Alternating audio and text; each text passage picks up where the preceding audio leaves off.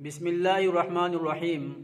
যিসকল ব্যক্তিয়ে চকীত বা টুলত বহি নামাজ পঢ়ে সেইসকলৰ সম্পৰ্কে এটি মাসআলা এই ভিডিঅ'ৰ যোগেদি আপোনালোকৰ সন্মুখত ইনশাআল্লাহ দাঙি ধৰিছোঁ। শৰীয়তে যিসকল ব্যক্তিক মাজুৰ বা অক্ষম বুলি এলাউ কৰিছে, মানে যিসকল ব্যক্তিয়ে ৰুকু কৰিব নোৱাৰে বা সিজদা কৰিব নোৱাৰে বা থিয় হ'ব নোৱাৰে, সেইসকল ব্যক্তিয়ে হৈছে মাজুৰ। তো এই মাজুৰ ব্যক্তিসকলে চকীত বা টুলত বহি নামাজ পঢ়িব পাৰিব, কিন্তু কেতিয়া? যদিহে ব্যক্তিজনে তলত বহিব নোৱাৰে। যদি তলত বহিব নোৱাৰে, তোৰ চকীত বহি বা টুলত বহি নামাজখিনি পঢ়িব পাৰিব।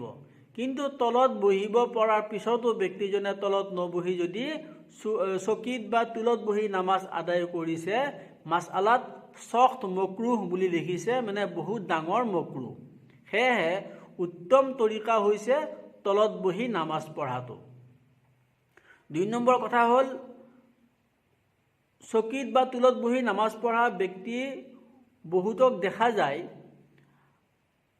নামাজখিনি থিয় হৈ কিনে আৰম্ভ কৰে, বাকী ৰুকু সিজদাখিনি বহি কিনে পঢ়ে। বহি কিনে ইশাৰাৰে ৰুকু সিজদা আদায় কৰিলে, তাৰপিছত আকৌ থিয় হৈ যায়। মানে যিখিনি কিয়াম সেইখিনি থিয় হৈ কিনে পঢ়িলে, বাকী ৰুকু সিজদাখিনি বহি কিনে পঢ়িলে।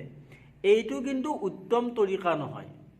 মাসআলাত লিখিছে, মানে যিয়ে নেকি চকীত বা টুলত বহি নামাজ পঢ়ে, সি আৰম্ভণিৰ পৰা শেষলৈকে গোটেইখিনি নামাজ বহিয়েই আদায় কৰিব।